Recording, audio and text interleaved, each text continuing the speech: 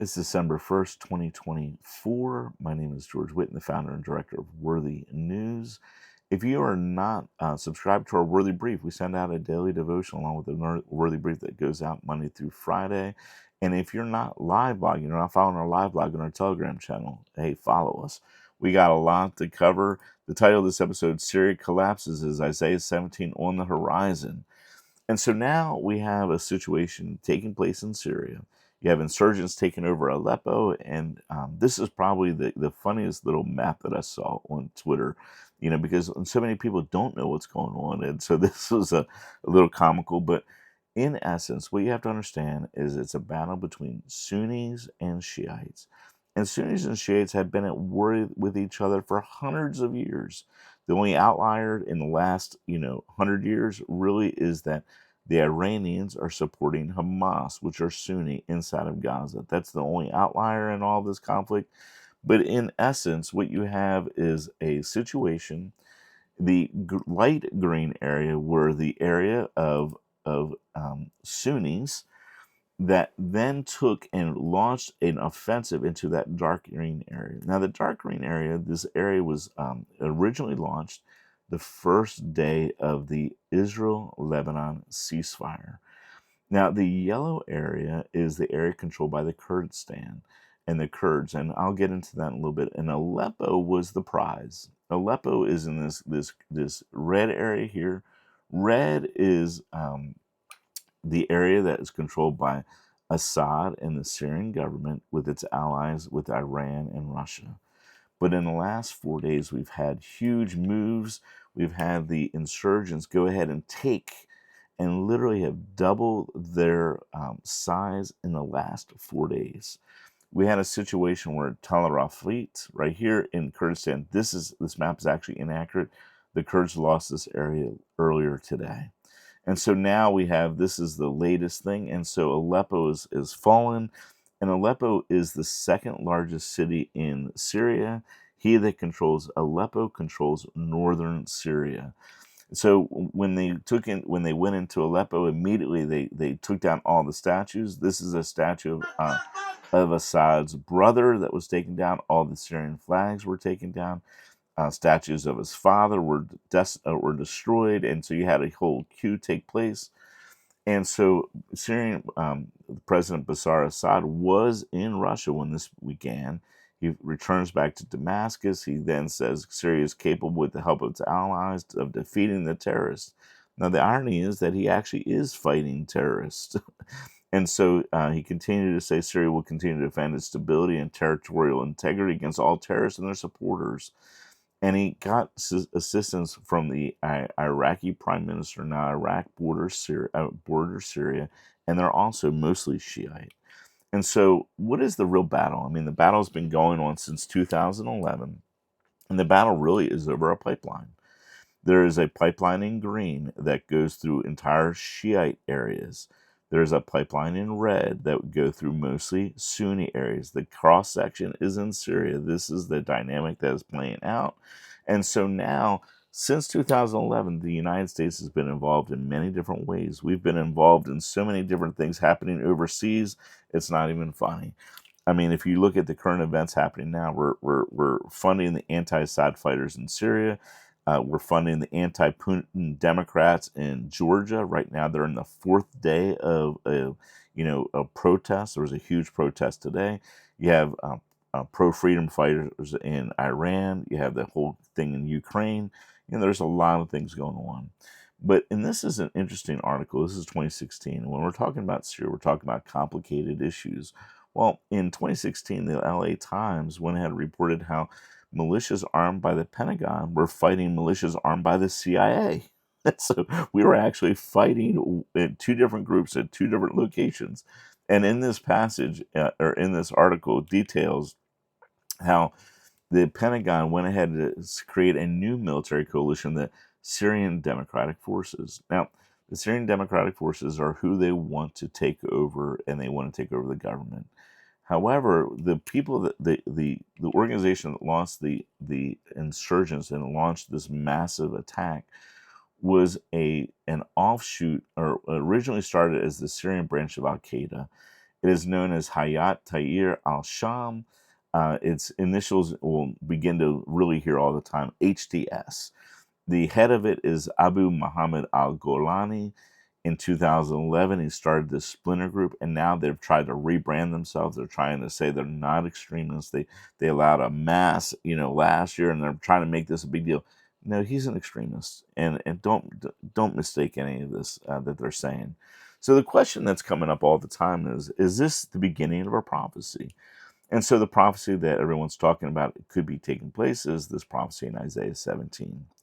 So the burden against Damascus, behold, Damascus is taken away from being a city, and it shall be a heap of ruins. Well, let's look at the context and look at the text in context. And it says in verse 2, the cities of Aurora are forsaken. So connected to Damascus are these cities of Aurora. Well, where's Aurora? Well, we have a couple of different passages that give us a little insight. The first is in Deuteronomy, from Aurora, from the brink of the river Arnon. So we'll look at that location. And then the second is to Aurora before Rabbah. So the Rabbah is in, I'll go ahead and use my map here. Here's Rabbah here. And to give you an understanding, here is Nebo here. So this is right in central Jordan. Aurora's here. Here is the river. I'm going to try to give you a better location. This is the Dead Sea. This is the Sea of Galilee. This is southern Jordan. And to give you an understanding, here's the river. Here's Aurora. Here's Nebo over here. Whoops, I can't really show you up there. But anyway, it's up here. So this location is very far away from Syria, which is over here. So if you think Syria's going down, then you're also thinking Jordan's going down. So it's probably not the right timing. So you can go ahead and I know a lot of people are really caught up in a lot of this, but let the Bible speak for itself. So why did the Bible describe these locations? Well, they're describing borders. They're describing the borders of Manasseh, Gad, and Reuben. They're describing the borders of three tribes that actually occupied eastern side of the Jordan River. And so that's what's going on. Now, I would suggest watching Will the Real Elijah Stand Up? In the beginning of this video, I talk about the situation with the Gog-Magog war, but also in this video, talk about Daniel 11. And I think there's one possibility that the situation of Damascus is actually solved in the Daniel 11 war, or it's going to be completed when the Lord returns.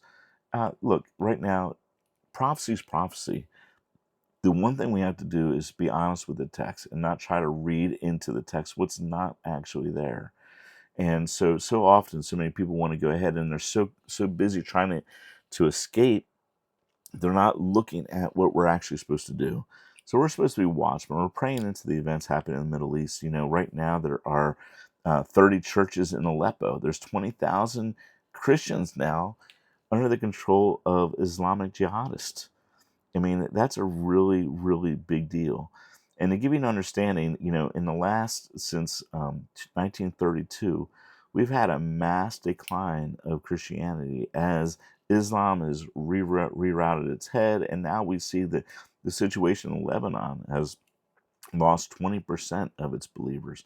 You have situations in Syria where they're less than 1%.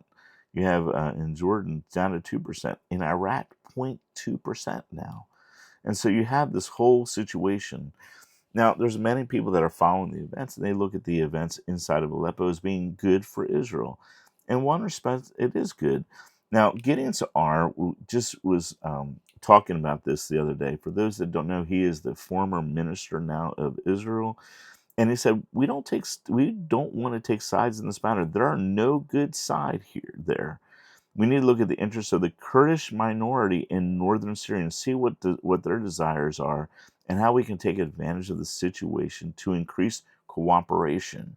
So what is going on? Well, the United States and Israel want to establish a country called Kurdistan.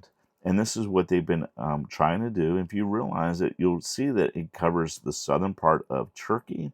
It covers the northern part of Syria. It covers the northern part of Iraq and goes into Iran, literally creating a land bridge and basically a kind of a blockage so that Iran can continue to fund and bring in weapons into Syria. and also puts it smack dab in the middle of where the pipeline wants to go through. And so there is a huge thing going on, a huge reason. Now, why do they want Kurdistan? The Kurds are Muslim, but they're not that kind of Muslim. This is actually a little piece from Wikipedia. Kurdistan has been referred to as the last safe haven for secularism in a region rifled with religious extremism. In 2012, the semi-autonomous Kurdish region declared that public schools were to be religiously neutral and that all major religions of the world are taught on an equal basis.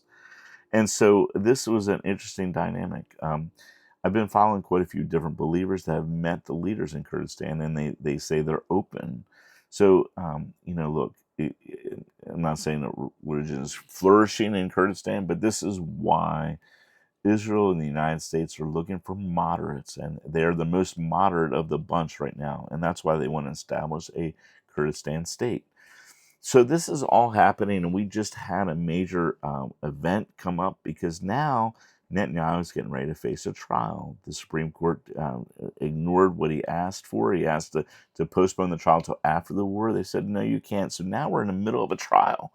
And so this trial, it's almost like the lawfare that Donald Trump experienced because you have three different cases: case 1000, case 2000, case 4000. The case 1000 is him being persecuted because he accepted cigars and trivial items, and they said that this was to bribe him. I'm sorry, if you could bribe a prime minister with cigars, whatever. So that seems kind of trivial. The second case, case 2000, was that that Netanyahu was given favorable coverage to certain news organizations. Well, listen, I got to be honest with you. You don't see, President Obama or President, Biden doing these talk shows on Fox News, and Fox News isn't even right anymore. But anyway, you understand what I mean. Of course, politicians are going to give favorable, information or to those that are favorable to them. I mean, it's like a no brainer. The case 4000 is the case that is connected really to Bezik, and Bezik is a very big telecommunications company inside of Israel. To get favorable coverage inside of Israel, they have another thing called Walla, and Walla is a very big news organization. That's another type of situation of favorable coverage. Well, you know, uh, all these are kind of tit for tat. I have to be honest with you. So this is the kind of the worst thing. But the idea is if you can't beat them, legalize them. I mean, go ahead and bring this lawfare on, and that's what's literally taking place. The left is completely decimated inside of Israel, and I think this is what's happened in the United States. This is a kind of a breakdown of the parties in the Knesset now. There's 120 seats in the Knesset. Benjamin Netanyahu, the Likud party, has 32 seats. The opposition, Yesh Atid, led by Yair Lapid, has 24. Now you think that, oh, he must be a leftist. Actually, he's not a leftist. He's very much center. He's nowhere near the left. I mean, Yesh Atid, the party in our town of Iran, our mayor basically told the immigrants from Sudan, you had to leave. That's not a leftist policy. That's like, really, you have to get out. We can't go ahead and support you. That's not a leftist policy. And then if you think about it this way, what they really are, and the reason why they have such a fight with the Orthodox is they believe that the Orthodox should pay their fair share. So they think that they should be in the army. They shouldn't be getting welfare. They should be working. And this is why there's such a big uproar. The Shah's party is definitely right. National Unity Party, Benny Gantz. Well, Benny Gantz is actually the former IDF chief of staff of Benjamin Netanyahu. He's not a leftist. He's very much in favor of the settlements. He's very much in favor of, so he's not a leftist. The other religious parties are definitely not leftist. And then you continue on, go through Avigdor Lieberman. Avigdor Lieberman in the opposition, 6 seats. Well, Yisrael Beintenu is he's very much a right person in theology. He's not he's not a leftist. The United Arab List is, every election cycle, they get 4 or 5 seats. So in order to get a majority, you have to form a majority of 61 seats, but not out of 120, really out of 115, because they actually don't sit in any government. And then you have the Democrats. Now, the Democrats got 4 seats. Now, what's interesting is that this is actually a merger of two leftist parties. The Labor Party, which was Netanyahu's chief, opposition. This is the party of Shimon Peres. This is the party of Yitzhak Rabin. This was the biggest competition. These were true leftists. They're decimated. And they actually had to merge with another left party called Meretz. Meretz offshoot Labor because they weren't left enough. They had to merge, and now they only had 4 seats. New Hope, Gideon Sa'ar. Well, Gideon Sa'ar was the number 2 in Likud. He now has joined the coalition, so that's why Netanyahu has a little bit more flexibility in his coalition government. So guess what? The left has been completely decimated. They want to get rid of Netanyahu, but the reality is the dynamics inside of Israel is that no other group can get 61 seats. Now, we did have a situation where Naftali Bennett took over the government. Now, Naftali Bennett was Netanyahu's former chief of staff. He's not a leftist. So the left is completely decimated. I think this is what's happened in the United States as well. The left has been completely defeated, and there's no way for them to come back into power. So now you have to resort to all kinds of other tactics. Well, that's what's happened with these legal cases. We have another major situation over the weekend that Ukraine suggested giving up territory instead of in exchange for a NATO umbrella. So now we have Trump getting ready to come in office, and now we want to have peace. Well, let me give you the dynamic of what most people do not see. The red area, this is just a couple days ago. The red area right here is what's under Russian control right here. The white area is Ukraine. This is the area broken down by the natives that speak Russian natively. These are all Russian speakers. The areas that Russia controls are Russian speakers. And if you weren't following and paying attention to Ukrainian politics, you had a situation where the Ukrainians basically said to, to everyone in the region, look, you have to speak Ukrainian. And they basically alienated all these groups. And they've had a civil war before Russia even got involved in the picture. So the idea of all this coming together is fascinating, but it is what it is. Now we have another big event that Trump goes ahead and pledges to defend the U.S. dollar against the BRICS currency. And so now he's threatening tariffs. So he's trying to establish the dollar as the main currency again. And next week, I'll go into his recent appointments and really detail how that's going to play itself out. So that's the conclusion of this episode. If you have a Christian website or you have a church or you know a church that wants to run our news, we actually syndicate it for free. We give out a plugin. This is our news actually sucked right into Eschatology Today. Another Worthy News partner. We go ahead and freely syndicate our news. We give it away. If you like to get it, it's free. If you need any help installing it, hey, we have a whole team that's ready to help you. And if you do not get our Worthy Briefs, sign up for our Worthy Briefs. They're free. It goes out Monday through Friday. We have a good word for you every day along with what's coming in the news. And then go ahead and sign up for our app. Our app is really cool in the sense that you can cover what's happening around the world from 50 different news sources each and every day. So there's a lot going on. And, look, the situation in Syria is something that we have to pray into. Not that prophecy may not, it may be being fulfilled, but in my opinion, it's not. But the main thing is that we have to be praying for the believers in the land. We have to be praying for a revival. The fastest growing church in the world is, one of the fastest growing churches in the world is in Iran. So we should be praying for the revival in Iran, praying for the revival throughout the Middle East. So until next time, my name is George Whitten, the founder and director of Worthy News. God bless you.